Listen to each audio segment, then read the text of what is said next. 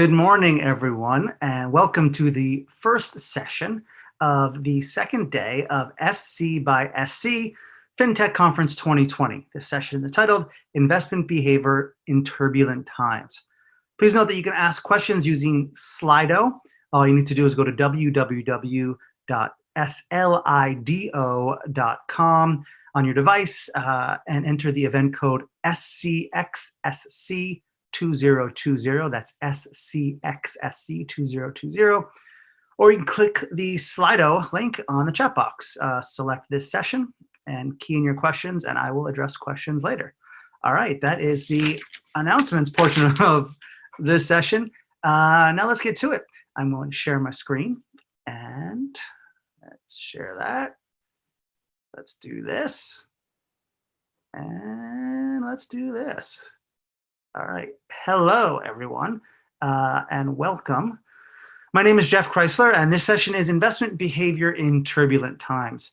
I'm glad you've all joined us from your homes or wherever you may be. It is 12 hours earlier where I am right now, so good evening to anyone that might somehow be in the United States with me. I'd like to begin by asking, let's get this going, here we go, by asking you to raise your hands for, get the stretching out, get the body moving. I've got a few questions. I can't see you, so I can't see the responses that I might normally be able to, but I'm going to trust that you'll be honest. Raise your hand if you know, roughly speaking, the price per liter to fill up your car. Okay. Keep your hand up if you know, roughly speaking, the price per liter to heat your home. Experience tells me that most people raise their hand for the first, but brought it down for the second. Okay, raise your hand if you use a credit card regularly. Most people probably yes. Keep your hand up if at the end of each month you know exactly what your credit card bill will be. Chances are most people put them down, a few liars in the audience. Finally, raise your hand if sometime in the last couple of weeks you went to bed and promised yourself that in the morning you were going to get up and get some exercise. Now, keep your hand up if raising your hand is all the exercise you've gotten for the last 2 weeks. Yeah, most people. So I ask these questions because they very briefly and then in a simple way introduce some of the basic concepts of behavioral economics. You may have heard of it referred to as behavioral science, behavioral finance, nudging, decision-making science. There are differences, but for our purposes, it's all broadly the same. It's about the unconscious forces that guide us to make, in this case, financial decisions. Now, very quickly, those three sets of questions. The first one, both questions about your home and your car were, what is the price per liter for energy? But in one context, we're very familiar with it, our cars. The other, not so much. This reflects broadly something called mental accounting. Depending upon the source or use of our money, we are more conscious and more aware of the value of every bit that we spend. The second question was about credit cards, and we'll find this is really important because credit cards have harnessed an amazing amount of behavioral finance, behavioral economics. What I demonstrated, this idea that we don't remember what we spend, shows how credit cards separate the time from when we make a spending decision, when we purchase a dinner or an item, and we pay for it at the end of the month. And that makes us less able to remember what we spent. In addition, credit cards are aggregators. It's not just one purchase that you get at the end of the month on your bill. It's many, 20, 50, 100, multiples of 100. That makes it even more of a challenge to evaluate each decision and make the right choice. And the final set of questions about exercise is really the most important. This demonstrates how we lack self-control. In this case, we can't keep a promise to ourselves to get some exercise, to do something we know is going to make us healthier and happier, going to make us live longer, make our family happier, make our whole lives just better. We can't keep that promise to ourselves. So how can we be expected to keep promises to our clients or colleagues or to our bank account or to our broker or to whoever it may be, our employers or our employers? This is the challenge that we face, that even when we know what to do, our human nature often gets in the way. And these are some of the, as I said, some of the basic principles underlying and basic ideas underlying behavioral economics. This field, it's really exciting for me to be in the position I am because the field is growing. It's being adopted and looked at in financial services, obviously investment services here, but also in employee engagement and motivation, in sales and marketing, in app design, in event and experience design, everything. And what it is essentially the science looking at the reasons why we make the decisions that we do. the unconscious biases, the hidden forces that guide us to make poor decisions. And I'm particularly fascinated about studying it in the context of money, because on a very basic level, you can measure things in money down to the penny, right? Down to half a penny, percentage points, right? You can't really measure motivation as clearly, but I'm interested because money is so fascinating to me. Money is, it's in many ways, it has so many complex and different components, right? Money is general. Right? You can use money for anything. Right? Money is divisible. Right? In the old days, before we were in a barter economy and before money came along, right, you couldn't divide. Like if you made couches and you wanted to buy some chickens and the 10 chickens cost a half a couch, you couldn't cut up your couch and do that. You had to do it. Now we can take a $10 bill and break it into 10 ones or 2 fives, etc. That grants us great flexibility to do many things. Money is fungible. What that means is that all of our money is the same. Right? Any $10 that I have, whether it's represented as a $10 bill or 10 ones or a check or a deposit in an account or a few little buttons on an app, every $10 that I have is the same as every other $10. It's interchangeable. This is something we often lose sight of, but it's fascinating and it's important, and it gives great flexibility again to what we can do because of money. And perhaps the most important aspect of money, particularly for those of you looking in the investment field, is that you can store money. Again, think back to the barter days. You make a couch, you have chickens, you have milk. You can't store that. Right? That's going to spoil. You're someone that provides services. You can't store being a contractor. But money you can store. You can store value. You can invest it. You can save it. You can divvy it up and put it towards the future. And that has really, in many ways, allowed our modern society to blossom. It's allowed us to do things, to specialize, right? To become doctors and lawyers and whatever the Kardashians do. And I don't know if you know the Kardashians, but I'm very frightened and afraid that you probably do. And I apologize that you might know who they are. And if you don't worry about it, just some pop people. Here's the thing. All those amazing features of money being general, divisible, fungible, storable, while they make money really cool for people that study, they also make money really hard to think about. And if there's one takeaway I want you all to have, and this is for every group of people that I talk to, one takeaway, it's that money is hard to think about. It's hard to make the right decision, and it's hard for everyone. Right? Whether you know a little bit about money, you claim to be an expert, everyone makes mistakes with money. And this really got driven home for me when I speak frequently to financial advisors, folks that tell other people what to do with their money. And almost every time I do, I hear a story about how one of the highest performers at the firm, right, who's great telling his or her clients what they should do with their money, makes giant money mistakes his or herself. Right? Makes all this money on commissions, but is overextended with too many homes or performs poorly in the stock market. And I started to think about why is this? And then I realized what's happening is when I tell you what to do with your money, I say, look at these charts, look at this data, look at these numbers, these graphs, these are the trends, this is what you should do for your kids' college, this is what you do for your retirement, for your future. Easy. But then when I'm thinking about me, I'm thinking about my kids and my college and my future. That's personal. I feel my heart beat a little faster, even just talking about it. It's not about numbers and data. It's about people, and it's about emotion. Emotion comes in. Emotion is the forgotten variable in all financial decision-making equations. We often think it's just about supply and demand and numbers and charts and graphs, but no. Wherever there's a sliver of uncertainty, a sliver of stress, and almost every financial decision has some, emotions fill that gap. Reality fills that gap. And behavioral science, behavioral finance takes account of that. It doesn't throw away traditional economics and all the numbers and graphs. It doesn't abandon that. It just layers human psychology on top. Like traditional economics says you go to a supermarket and you go to get some milk, and the milk is 50 cents more than it is next door. Traditional economics says you're going to go next door. Well, reality says, right, you're texting with a client. You've got a screaming baby in your car. You got to get home or pick up somebody from football practice. There's real human things happening. And so we don't make the economic rational decision, we make the human rational decision, the one that's guided by our emotions. And that is what behavioral economics takes account of. Those things that in times of stress and uncertainty make us make poor value judgments. Okay? And if I can move my little doohickey along, sorry, I kept it up on the hands for a while. All decisions are value judgments.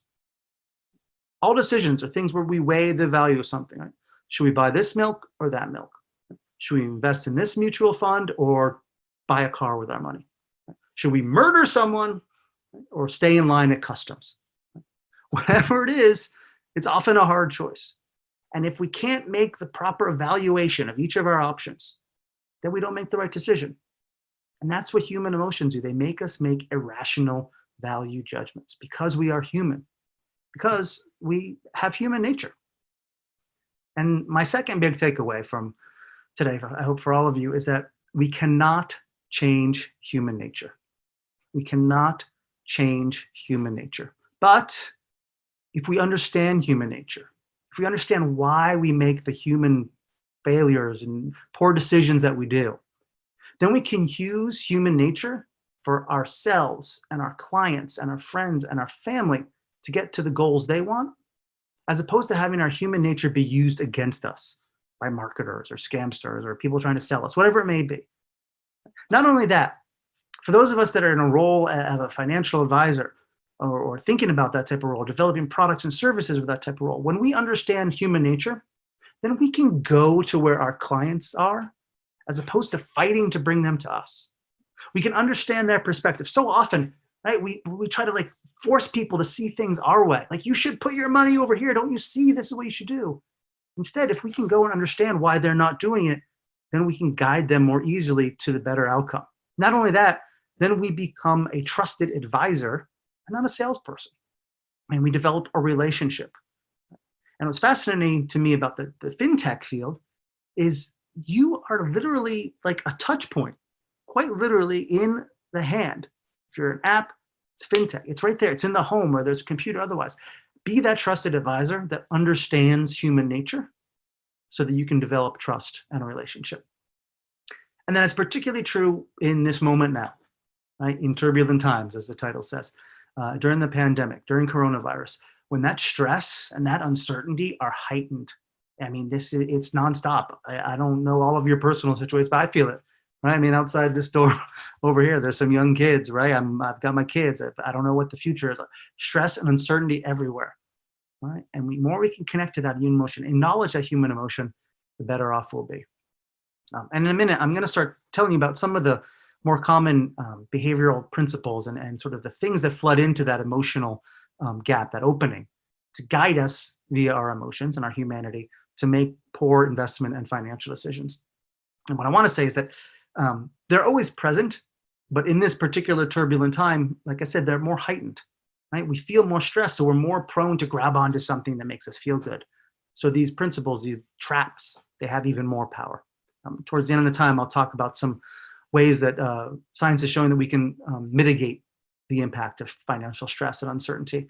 And obviously that's great for this time. But before I get into the list of things, I just want to set a baseline understanding for why it is that it's so hard to make these value judgments. That is a very simple idea that all financial decisions are about opportunity costs. No flashbacks to the beginning econ when you studied, but opportunity costs are basically what else you could spend your money on if you don't spend it on this particular product or service, right? When we come to a financial decision, we're supposed to weigh what we're thinking about getting versus what else we could do with our money.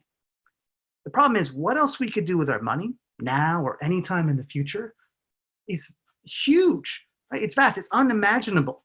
And it's so unimaginable, but the humans, we don't process decisions like that. We don't think about opportunity costs. That's just way too hard to do, right? It's impossible. Not only do we not come close, we don't even try. My co-author, my latest book, Professor Dan Ariely, you should find out him in another 45 minutes. He took a group of students to a Honda dealership. People are about to spend $30,000 on a car. And he pressed them. He said, if you're not going to spend, if you wouldn't spend $30,000 on a car, what else would you spend it on? We wanted to find out the opportunity cost, get them to think, like, if they didn't spend $30,000 on a Honda, what could they spend it on? People couldn't answer. Came up with them, kept pushing. But if you don't spend $30,000 on a Honda, what? Finally, people would say, well, if I don't spend $30,000 on a Honda, I can spend $30,000 on a Toyota. That's not a different choice. That's not opportunity cost. It's a different brand. But people couldn't think of something different. They need to have that easy moment. And again, that's where we fall into these traps. Because thinking about financial decisions the way we're supposed to, right? What we should invest now for our future, otherwise we'll have problems later. That's hard. Doing what feels right, what feels good right now, that's easy. So now I want to work through some of the more common behavioral traps that affect folks that I think are situated in places that you all have some touch points with them.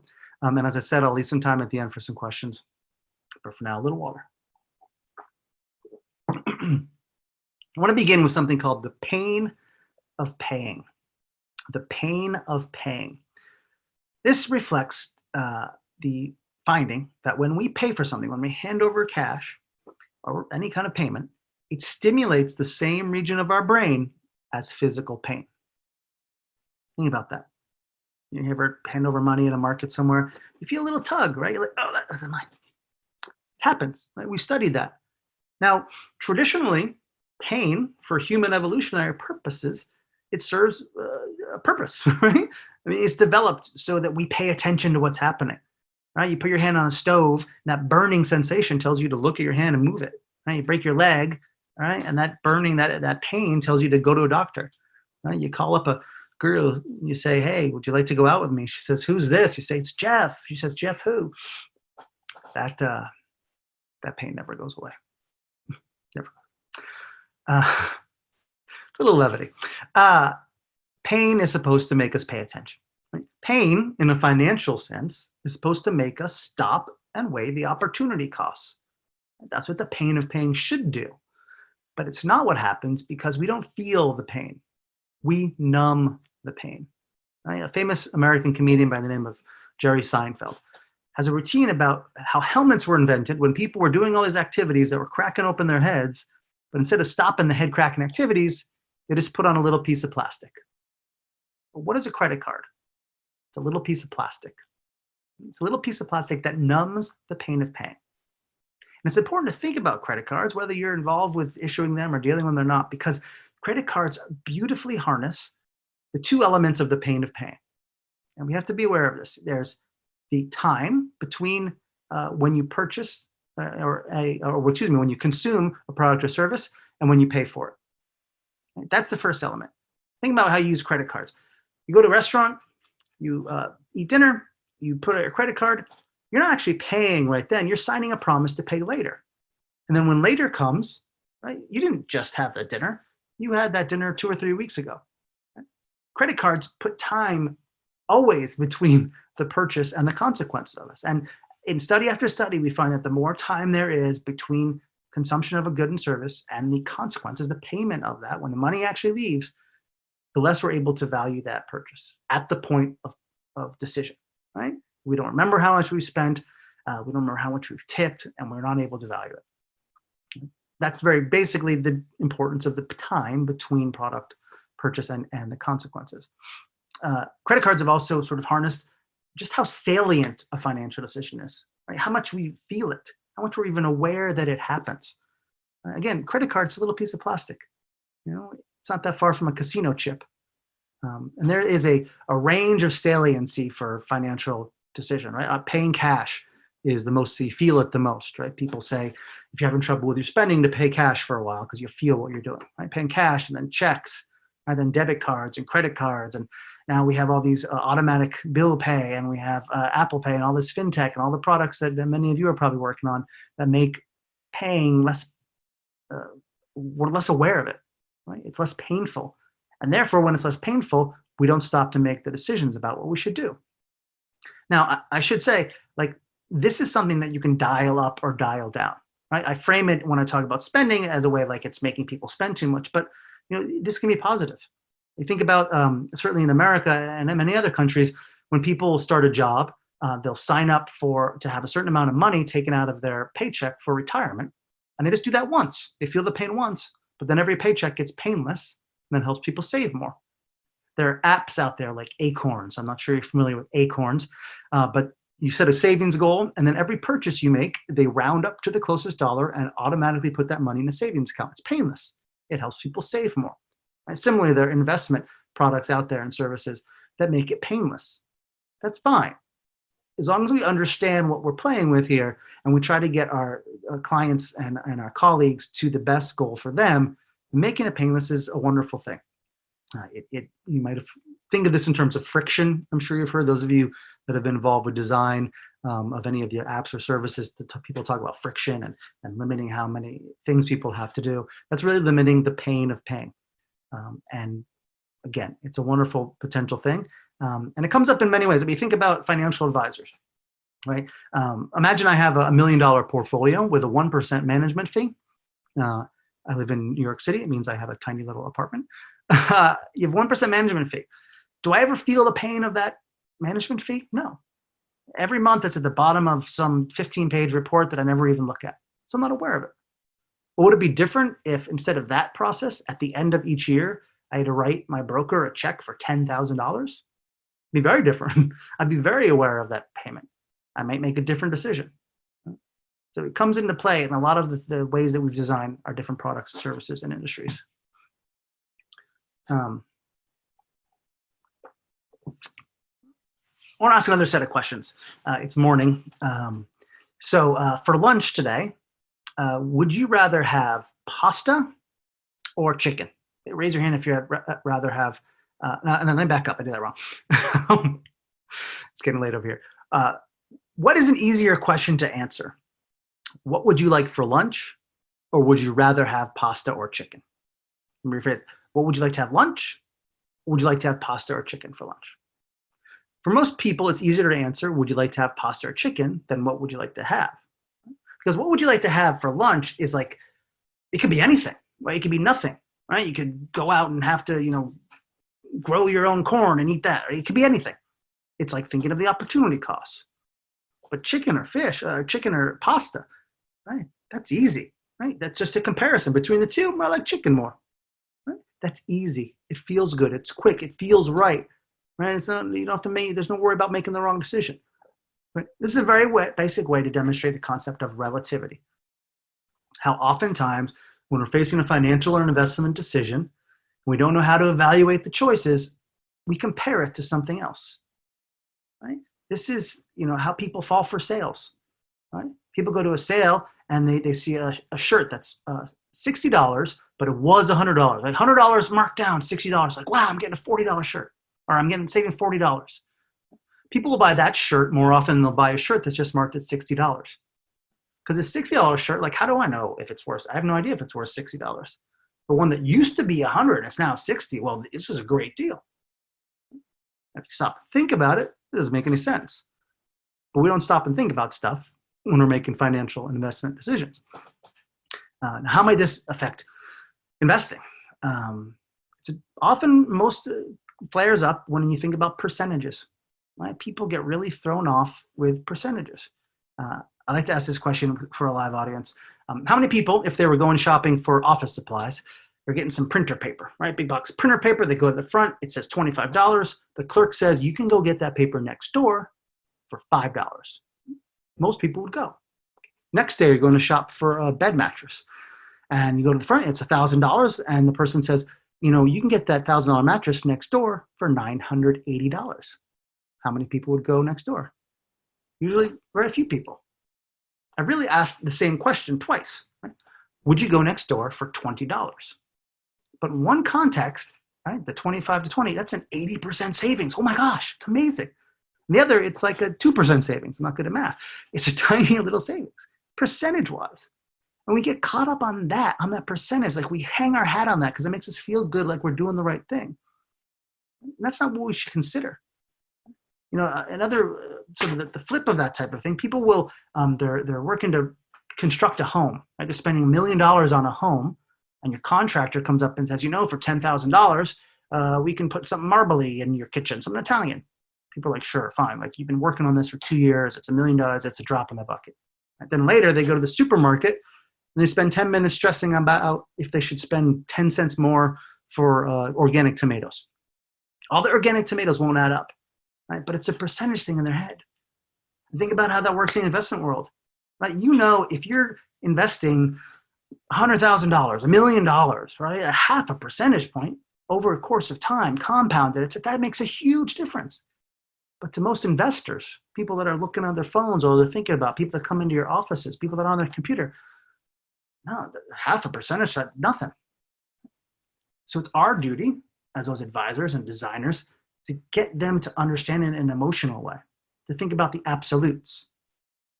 The people that buy that sweater, they're spending $60 on a sweater. They're not saving money, right? It's a $20 choice for the printer paper or for the mattress, right? It's $10,000 for the contractor.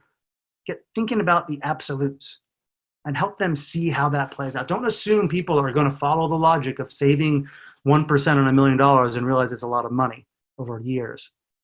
Make that clear for them. And this is the challenge of relativity. All right, where am I? Okay, checking the time. We're doing okay, everybody. Fairness and effort. This is another big factor, particularly when it comes with investing. I want to tell a very quick fable. There's a fable that Pablo Picasso, famous painter, artist, visionary, was in a park. And a woman comes up to Picasso and says, "Oh my gosh, you're Picasso. Could you make my portrait?" Picasso looks at the woman and for 1 minute studies her, takes out a brush, and in a single stroke paints her portrait. It's incredible. You've captured my license. How much do I owe you? That'll be $5,000. What? $5,000? That's totally unfair. It took you no effort at all. It only took you 1 minute. No, my dear. It took me my entire life plus 1 minute. In that moment, how could this woman have any way to judge the value, the opportunity cost, what she should pay for a Picasso portrait painted of her in a minute? She had no way to do it. So she judged the value of it based upon the effort that she saw, with the effort being a substitute for fairness. And we do this all the time. People pay more for a locksmith that fumbles around and breaks things and takes an hour to get into your house than a locksmith that opens your door in a minute. In that case, you're paying for incompetence. What should matter is getting into your house. But we don't know how to judge that, so we go for the effort and what we think is a fair price. Think about how that plays out in so many of the apps and digital services that are now being developed. You see like pizza places and other and travel sites with the progress bar, right? Shows how hard you're working. You know, those calculations are done in an instant, but when we show how much we're working, people think it's a fair price. Uber, the Uber app, right? You open it up, push a button, it finds you, right? Then it finds a car for you, and then you watch slowly but surely as the car creeps down the street to get to you. Study after study show the more we are waiting, right? The more we see the effort, the reason why we're waiting, we're likely to underestimate how long we wait and overestimate the value of that product or service. Over and over, just because we see the effort. This comes into play in so many ways. I mean, again, think back to that 1% hidden in management fee for an investment, right? How are you going to show the value? What do people think that like it's worth it to pay anything for investment advice? We've got to show the value because that's part of how they judge whether or not they should pay. Is it a fair price? Is it a fair amount? And this is a big challenge, but it's something you should be aware of, right? It's if we design our product, our little interface to be too simple and too easy and look like anyone can do it, well, then people might think anyone could do this. It's a fine line to walk.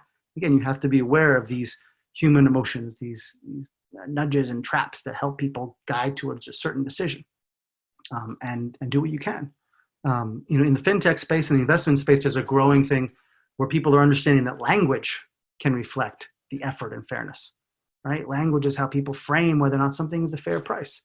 Think about the use of artisanal. May not be prominent where you are, but many products and services call themselves artisanal, which signifies handmade, carefully crafted for you, so people may more. In the investment space, people are starting to turn away from the phrase save to the phrase earn. Maybe turn from invest to earn, because earning with your money feels like it's something more worthwhile. It connects a little bit more with our identity and our sense of fairness, which is something that we'll get to shortly.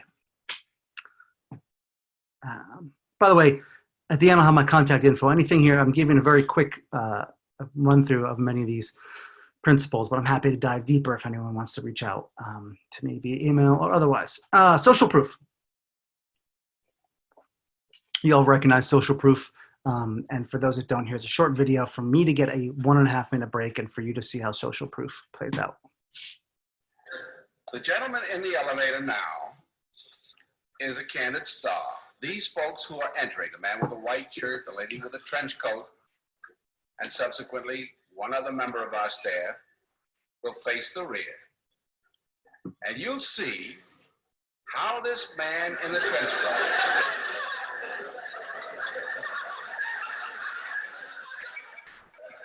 tries to maintain his individuality, but little by little,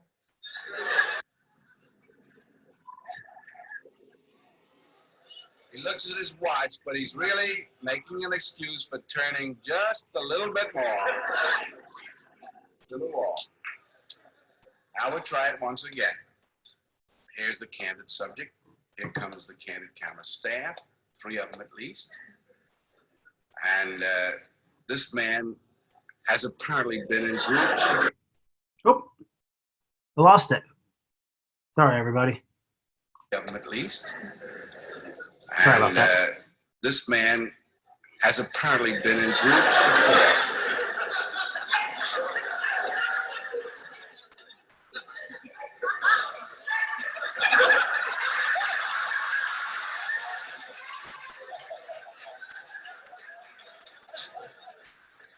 Now, here's a fella with his hat on in the elevator. First, he makes a full turn to the rear, and Charlie closes the door. A moment later, we'll open the door. Everybody's changed positions.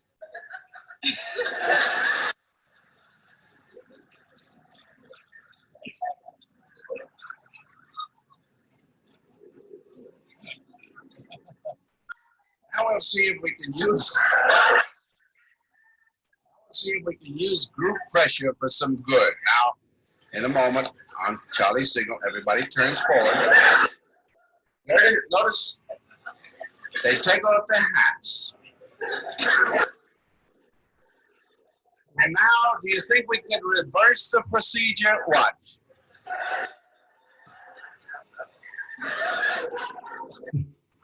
Okay, I'm going to stop there. All those people had ridden in an elevator before, right? But when they got into the elevator and everyone was acting in a certain way, they sort of did what they thought they were supposed to do. This is the idea behind social proof. You've heard of it, peer pressure, social pressure. When we are in situations, particularly those that are uncertain and unfamiliar, we will act as those around us act, right? Not even when it's unfamiliar, right? This is some people in an elevator, right? But what's important is we act as those around us act. Those around us, the more defined they are into our peer group, the more likely we are to follow them. Right? Think about investors. You are your family that has kids that are 5 years from college, or you're 10 years from retirement. If you find that everyone else doing that same thing, doing in that same situation is acting a certain way, you are likely to follow that social proof. Particularly, as I said, when things are uncertain. That's what we follow. Right? We follow the signals of what everyone else is doing. It's important for us to understand that that happens. I mean, the ways that this has been played out in various studies and pilots are too numerous to go with. I think that you can probably understand the concept that when it comes to making financial decisions, whether it's spending, saving, or investing, because we don't know the right choice, we will often go with what we think others are doing. We might call this herding also. I'm sure you've come across herding when it comes to investing, and it plays out all the time. And understanding the source of that uncertainty that is reduced in our minds by acting as those that are the same as us, similar situated to us, is what we'll do. And boom, loss aversion. No doubt many of you have talked about the idea of risk aversion, people being risk averse. Loss aversion is similar. Loss aversion reflects this idea that losses, the threat of loss, is much more powerful than the potential lure of gain. Right? And the seminal study shows that a loss of $10, right? You lose $10. That pain is only made up by gaining $20. And how this plays out in the investment world is that when things are framed in terms of loss, we are more likely to avoid it than if things are framed in terms of potential gain. And you think about the basic example of when a market is crashing, people are going to jump out because they're afraid of losing. If the market's going up, they're not as likely to jump in. So think about how we can frame our clients and our customers' decisions in a way that gets them to the optimal decision for them, right? If it's about loss, potential loss, right? Maybe if you don't do this, then you won't be able to send your kids to college. Or framing of gain, right? If you do this, then you're going to be able to retire at 65 with the second home. Different impact, different levers. Again, I should make sure this is clear. These different principles, it's not off the shelf that you just apply it to people, but they're different principles that you can drill down to study the demographics of the people you're dealing with. We have all this data. Behavioral science is about marrying the data to the humanity. So being aware of these different little levers that you can look to pull to get people to the choice that's best for them is important. Choice overload. Again, and something that, and by the way, loss aversion, I skipped over how it applies during a pandemic and during these turbulent times. I mean, people are gripped by fear, right? So that loss aversion is very prominent. People can't see the positive on the other side. So we've got to work harder to have them see that because that loss, that fear of what we could lose is so strong. Choice overload. Again, all these things can be heightened in a pandemic with more fear and stress. Choice overload is the idea that when we have too many choices, we often freeze. When we have a lot of choices, no matter which choice we make, which decision we make, even if it's the right choice, we will feel like it's the wrong one, because if we make one choice, but there are 20 that we didn't make, we feel like, oh my gosh, there are 20 that one of those is probably right. If we make one choice out of 3, we're less likely to think we made the wrong choice. And how that works is that clouds our ability to value that one choice if it's out of 20.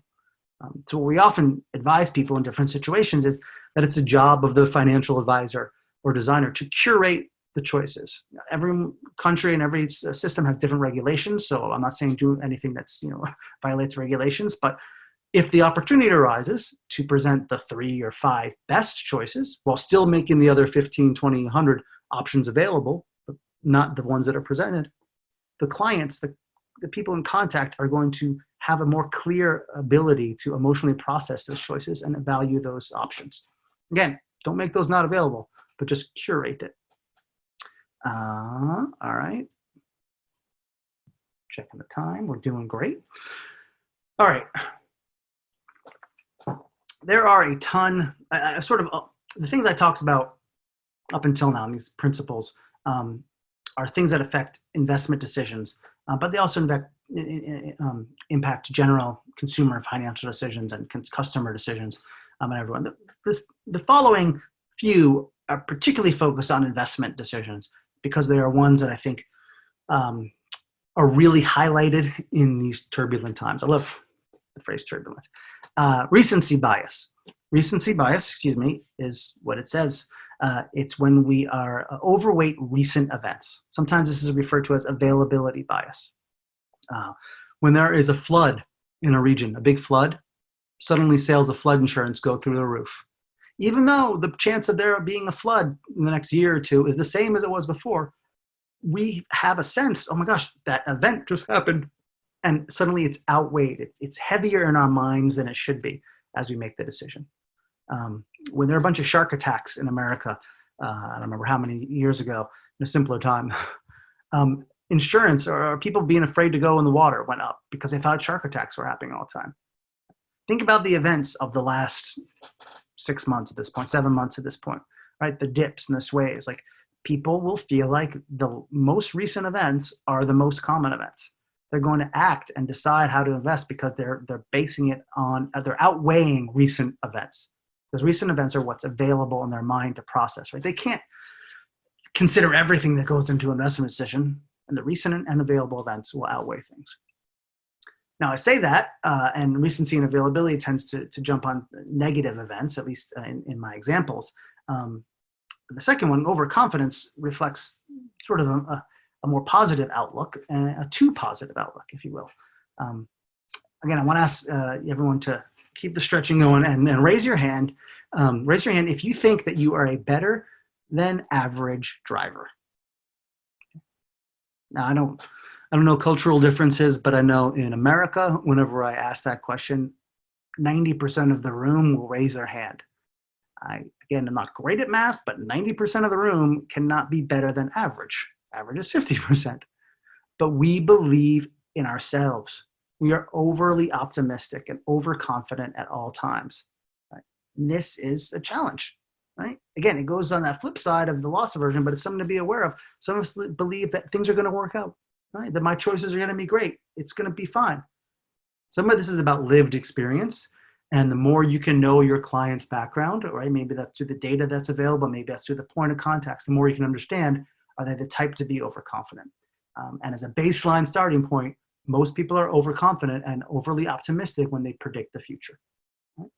Even with the recency bias that I just talked about, right? Those recent events can be positive. I just had a kid, right? I just got a new job. Everything's on the upswing.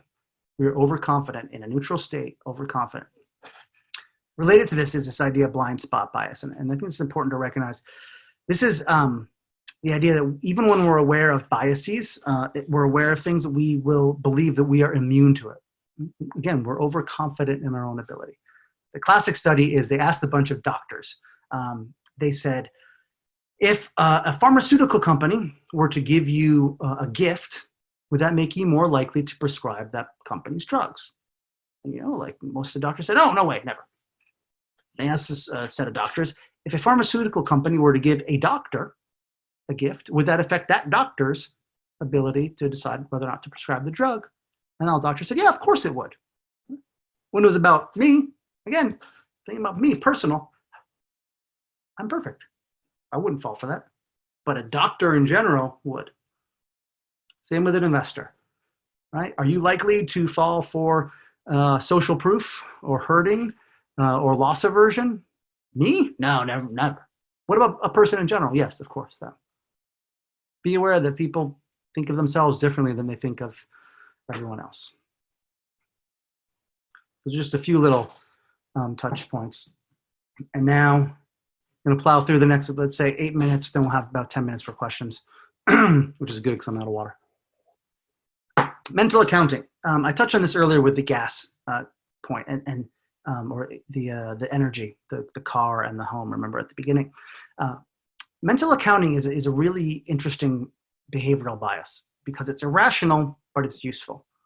What mental accounting is the fact that we put things into mental accounts. Right? We think more clearly and more specifically about a financial decision depending on the source of the money and the use of the money. Like we think of money that we've earned from a job very differently than money we might win from a lottery or inheritance. Right? A job money, right, we think about and we spend for important things, serious things, right? Rent, food, healthcare.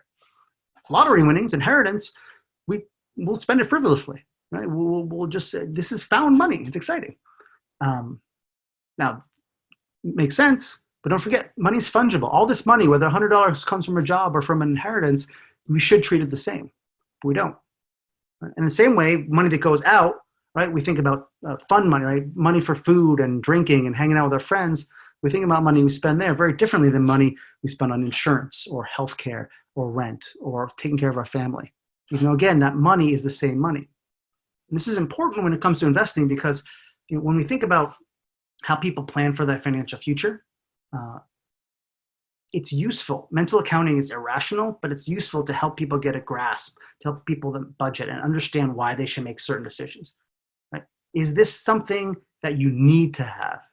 Is this something that you think you need to have, but you don't really need to have? Or is this just something that you want? Is it something vital or is it something frivolous? Is it like drinking with your friends or is it like healthcare? And where does investing fall for people, for your clients? And how can you help them get to the place they should be? Is investing something that's like, yeah, that's nice to have, but it's in my mental account of later. It doesn't matter. Or is investing the same as making sure that I have a roof over my head and food on my table? And obviously, I think that this audience is inclined to think it should be framed in that serious way. And knowing that, you can help people find a way to mentally account it, to mentally budget it into the more serious area, the thing they take care of first. People don't always do that, and that's a challenge for you. I'm not here to give you all the answers. I'm here to give you some framing. Think about it. Identity and values. Traditionally, I wouldn't spend a lot of time on this, but I think given the turbulent time aspect of this talk and just our reality, it's important that we understand that our identity and values often guides our decisions, even financial decisions. The studies for this have come out of the world of employee engagement and motivation. How we see when people think about why they're doing something as opposed to how they do it, they're more inclined to work hard, right? The studies that are key in this was a call center study where half of the people at the call center, very boring work, wrote work. They got a letter from the recipient. They were raising money for scholarships, and they got money from people. They got a letter from people who got money for the scholarship that told them how it impacted their lives. And the people at the call center that got this letter that understood the purpose of their work outperformed the people that didn't get that letter almost 2 to 1. Because that triggered their identity. It triggered a sense for the employees of what they were doing, why they were doing it. And again, this feels like, does it matter in finance? It does matter in financial decision making, especially in stress and uncertainty. There's some really fascinating new studies coming out. One place is called the Decision Lab in, I believe it's in Canada, Toronto, and elsewhere, recognizing that financial decisions are stressful of themselves. There's often a cycle, right? It's a stressful decision. We make a decision. We're not sure if it's right. It adds to our stress. And the next time the stress is a little more, right? It's something we can never escape.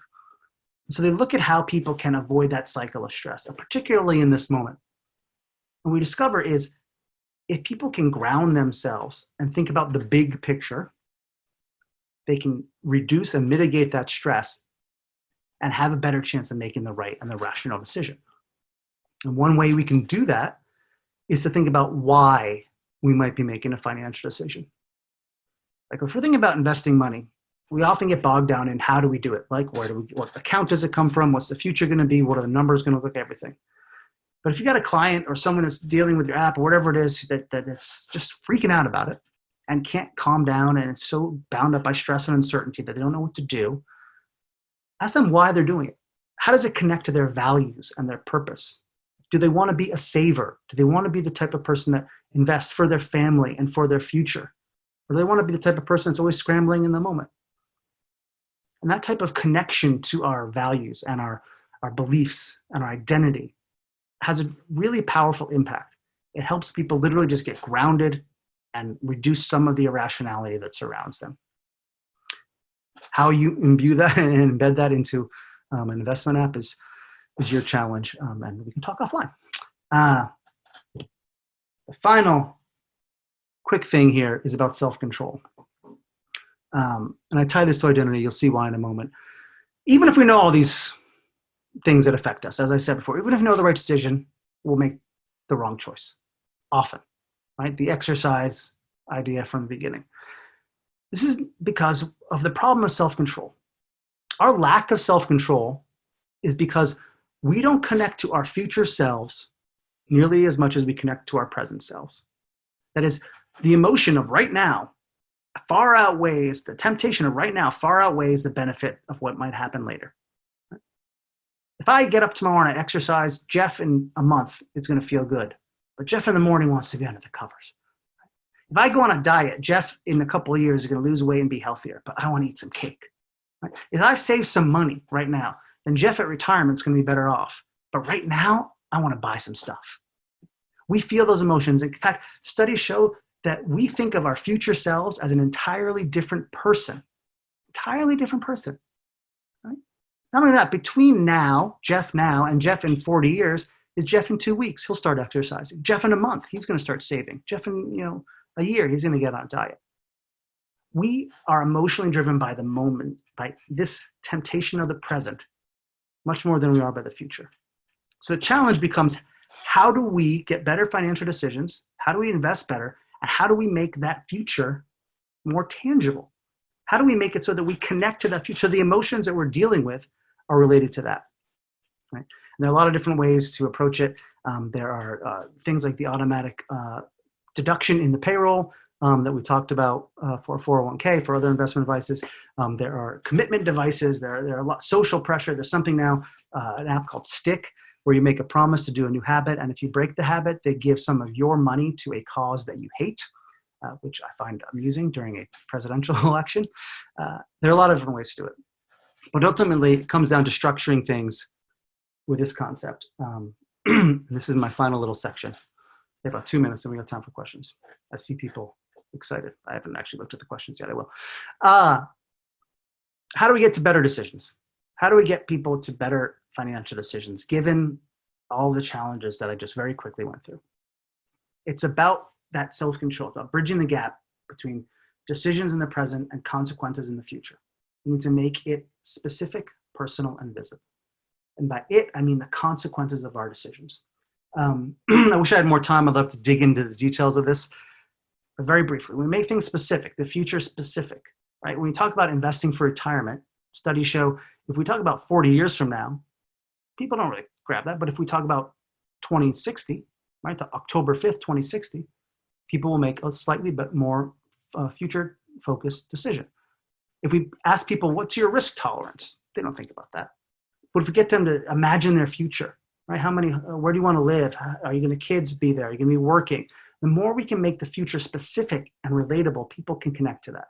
And there are a lot of different tools for that. Make it personal. 2 things here. One, this is about connecting to that identity and value. The more people are connected to their identity and why they're making their decisions and personally how it impacts them and their family, the more they're going to understand the future ramifications and be open to doing something for the future. Also, studies show that when people have a hand in building something, when it feels like they've had a part in the process of creating a plan or a future, they're more connected to it and they value it more highly. And finally, making it visible. There's a fascinating study that I don't have time to walk through, but the gist of it is that in a very different environment, they were in sub-Saharan Africa, and they wanted to increase savings among sub-Saharan Africans who were living in scarcity, who had no money, right? And they developed a bunch of interventions and to see which will work. Everyone had these apps, right, where they could send money each week aside. And they had stuff like they had text message reminders. They had reminders that made it seem like it came from their kids. They had reminders with matching, 10% matching, 20% matching. They had 10% matching, 20% matching with loss aversion, meaning you got the money at the beginning of the week, and if you didn't invest your own, they took it away. And then they had a little coin, right? A coin with 30 numbers on it for the 30-week study, and each week you saved, you scratched off the coin, a number on the coin, and you put it like on your mantle. And everybody thought that the matching and the text messaging would have the most impact, but it was actually the coin. The coin had the most impact in the savings because, sorry, moving this around, it showed that it showed, like if you save money in a sense of scarcity, what does your family see? They see less, right? Your actions are invisible, but this coin made it visible. This coin showed the family, hey, you might have a little less food this week, but we're saving. This is who we are. We're thinking about our future. And that triggered people's desire to grasp that identity and show it off because it was visible. So as you think about the benefits of investment choices and decisions for the future, broadly speaking, make it specific, personal, and visible. This is very quickly who I am. I'll come back to this. Grab my email or my Twitter handle. peoplescience.com is the website I run. That's the book. But I do want to leave some time for music. Sorry, I'm checking my WhatsApp. This virtual world is awesome. So let me go to the chat. Okay, we are extended for a little bit. We have an extra little time for Q&A. So I'm going to end there. I do have a normal closing on the line, but I'm going to keep my share going while I jump over to the Slido. Let me just stop for a second. Anyway, that's my basic presentation. Yay! Okay. Where is Slido? All right. Let's see. This code, and I should repeat that it's slido.com and SCxSC 2020 is the code. So let me see. Oh, we're live poll. Sorry. All right. I'm scanning these real quick. Thank you for your questions and bearing with us with the technology and dealing with my very sparsely decorated room and everything else.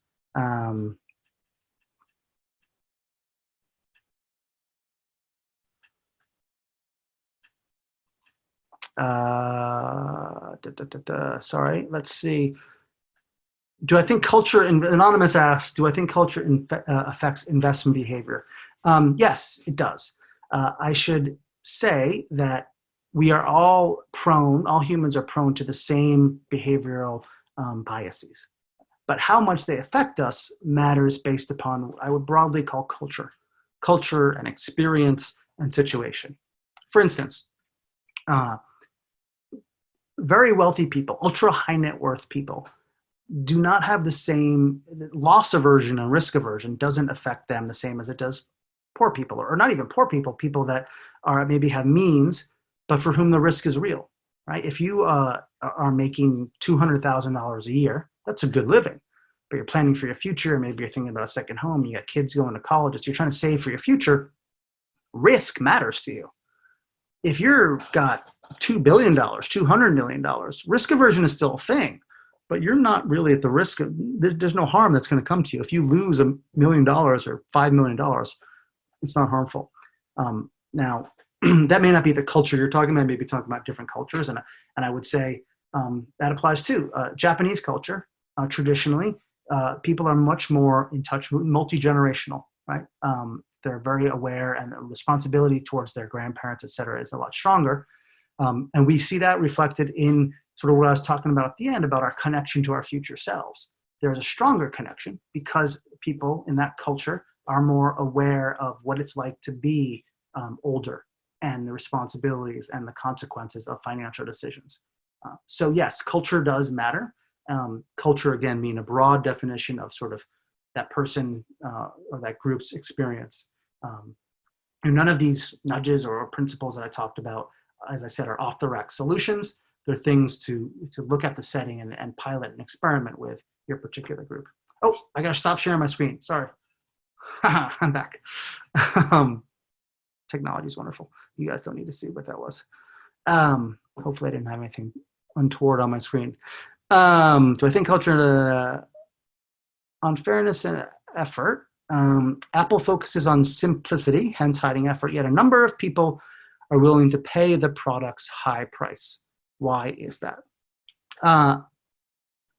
There are a number of reasons, and one is that while Apple sort of makes it very easy to use, it's very simple, its design looks like a lot of thought has gone into it.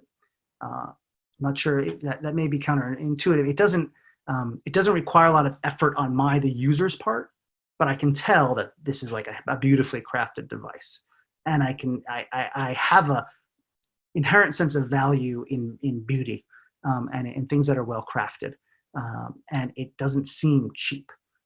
It's designed in a way that while the outcome is that it seamlessly meshes with my existence, I know on some inherent level that getting to that required a tremendous amount of effort. Apple also has a marketing arm that highlights sort of this idea of being unique and special. And when we connect this idea of uniqueness, that also triggers our sense of something requiring special effort, right? Handcrafted, again, it's artisanal. There are a lot of other reasons why people are willing to pay for it. Certainly in a lot of areas it was first to market.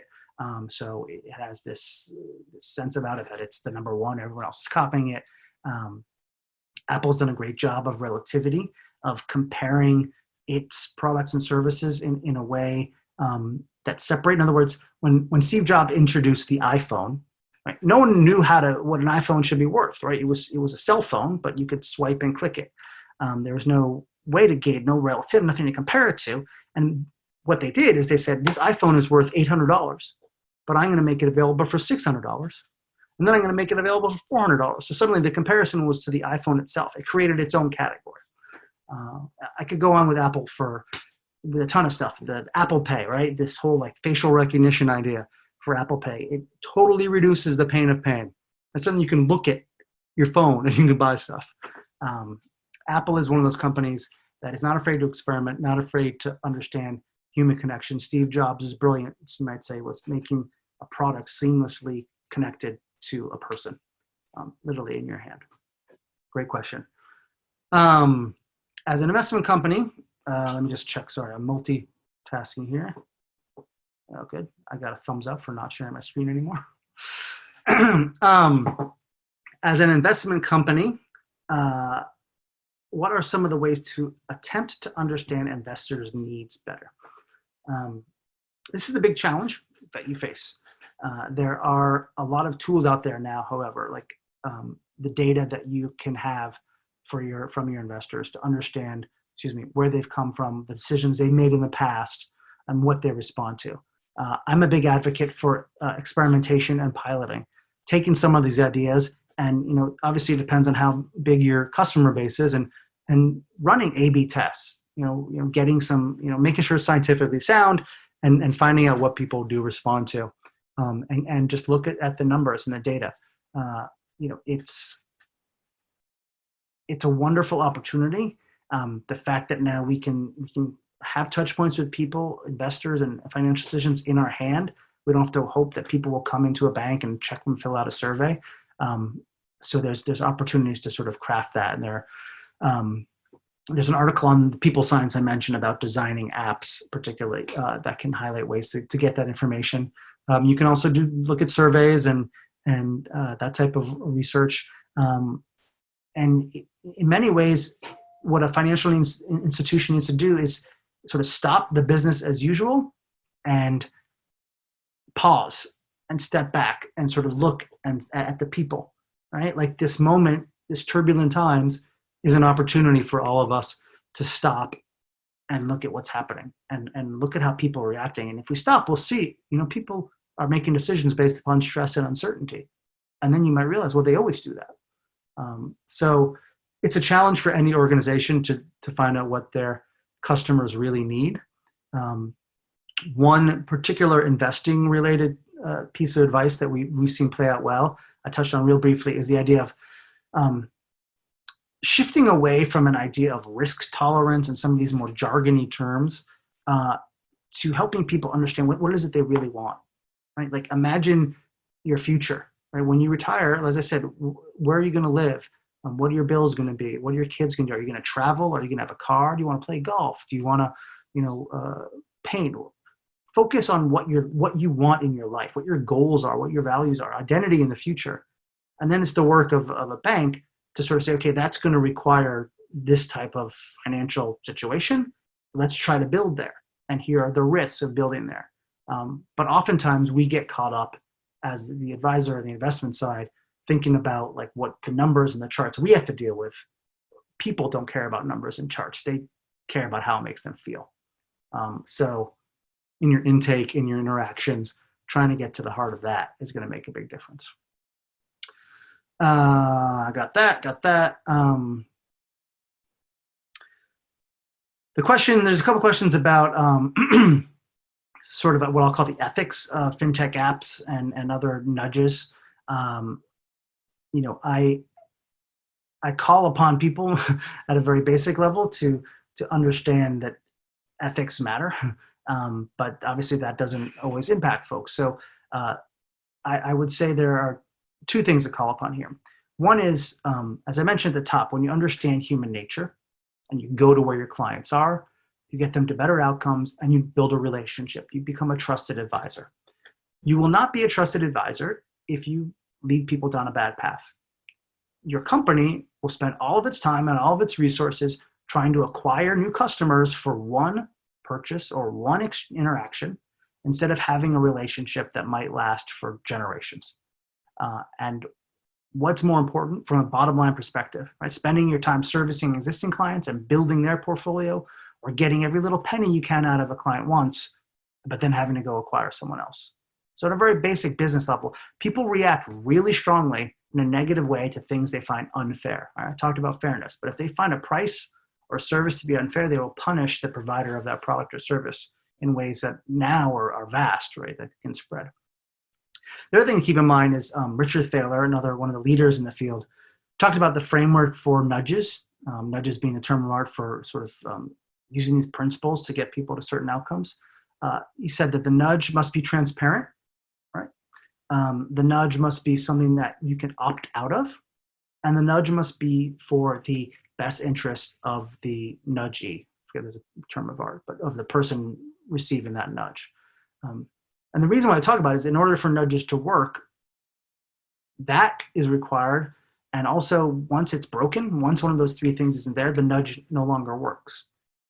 So, you know, you might be able to use some of these behavioral tactics to get people to spend a little bit more money once, but it's not going to last. And hopefully, your own ethical and moral code will tell you that even that one time is not worth it. I don't know that I articulated it smoothly, but ethics is a big discussion and a big concern in the behavioral field.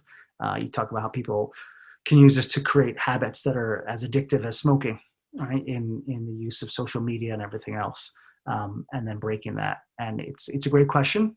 I wish it was as simple as don't do it, but it's something that you need to ask yourself, what are the long-term ramifications? I think we have probably time for live stream ends in 5 minutes. So yeah, we got time for one more. Let me go back to the questions.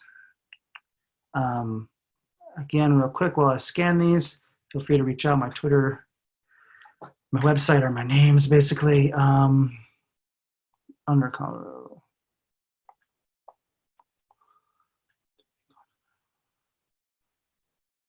me while I just sort of skim these.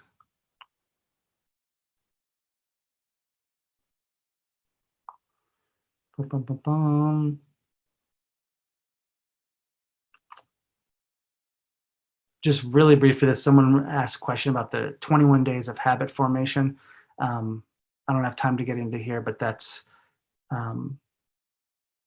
is not a silver bullet. The idea of doing something for 21 days. It's one interesting structure, but it doesn't guarantee success. Sorry, you can see my knee-jerk reaction to that. I'm more concerned about underconfidence, always doubting myself and emphasizing mistakes than what I did right. What should I do about that? I mean, on a very basic human level, don't do that. But if you really need to ask yourself, it sort of reflects a little bit about that loss aversion.